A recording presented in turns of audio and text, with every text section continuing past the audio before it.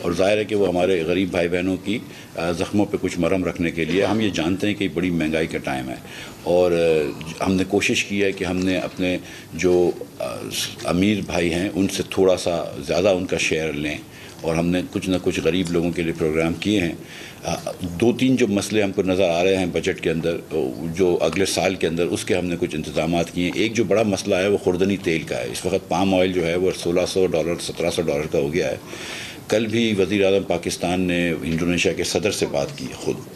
हम पहले मेरे भाई मुर्तज़ा महमूद साहब बात करते रहे उनके वज़ीर से, कल उनके सदर से हमने इस लेवल पे लेके चले गए और मुर्तज़ा साहब चले भी गए इंडोनेशिया। और हम अभी भी जाके यहाँ के थोड़ी देर बाद में मैं ख़ुद भी मीटिंग चेयर करूँगा एक इसकी अवेलेबिलिटी के ऊपर एंड ऑल दैट, क्योंकि इंडोनेशिया ने बैन लगा दिया था। लेकिन मसला ये है कि इतना महंगा हो गया है तेल कि हम अफोर्ड नहीं कर सकते।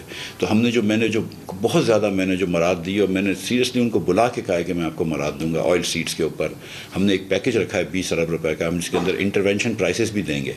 लेकिन आप देखेंगे कि ये बहुत ज़रूरी है, ये हो जाना चाहिए था, लेकिन चलो अब शुरू करते हैं। कनोला पाकिस्तान के अंदर, कनोला एक हाइब्रिड होता है उसका सरसों का। हर जगह पे हर पाकिस्तानी सरसों का साग खाता है, मकई की रोटी खाता है।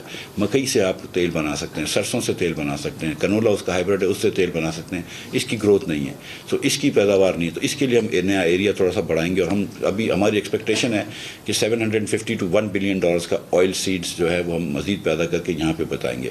तो ये एक अगला साल में हमको एक मसला नज़र आ रहा है जिसके लिए हमने कोशिश करी है। दूसरा ये कि एक टाइटनिंग आएगी फिस्कल पॉलिसी की, इसमें कोई डाउट नहीं है। आप इतना डेफिसिट कम करेंगे तो फिस्कल पॉलिसी की टाइटनिंग होगी। अगर आप बैंकों से ज़्यादा पैसे ले रहे हैं, अगर आप साहिब सरवत लोगों से 50 करोड़ रुपए कमाने वालों के ऊपर 2%, अगर आपने 30 करोड़ रुपए कमाने वालों के ऊपर 2% टैक्स लगा दिया, तीसरा ही तो 2% टैक्स मज़ीद लगा दिया है। अगर आपने घर की लेन देन पे प्रेजम्पटिव इनकम टैक्स 1% से 2% कर दिया है। ओवरसीज़ पाकनी जो लोकल पाकिस्तानी हैं जिनकी ओवरसीज़ जायदादें पड़ी हुई हैं जो डिक्लेयर्ड है, उसके ऊपर अगर 1% टैक्स लगा दिया है। वेकेंट प्लॉट्स पे प्रिज्यूम्ड इनकम के ऊपर टैक्स लगा दिया है। तो हमने टैक्स थोड़ा सा बढ़ाया है। एक जगह पे जहाँ पे अभी IMF, मैं आपको सच बता रहा हूँ कि अभी IMF इस पर खुश नहीं है। हम कोशिश कर रहे हैं कि पर्सनल इनकम टैक्स जो है कम से कम 1 लाख और 2 लाख रुपए कमाने वाले लोगों की कैटेगरी को हम वो करें।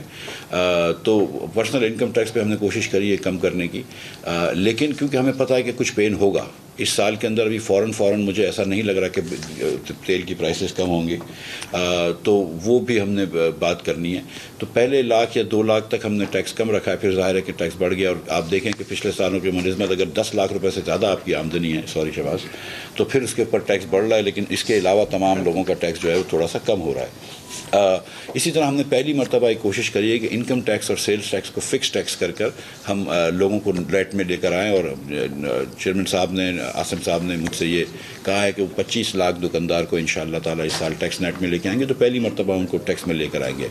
हमने और भी छोटी छोटी चीज़ें की और हम सिर्फ 3000 से, आम दुकानदार को सिर्फ 3000 से 10,000 रुपये में देंगे और उनसे फाइनल होगा। उसके बाद इनको एक सिर्फ रिटर्न भर दें, टैक्स दहंदगान बन जाए, उसके बाद इनको कोई इनसे वो नहीं होगा।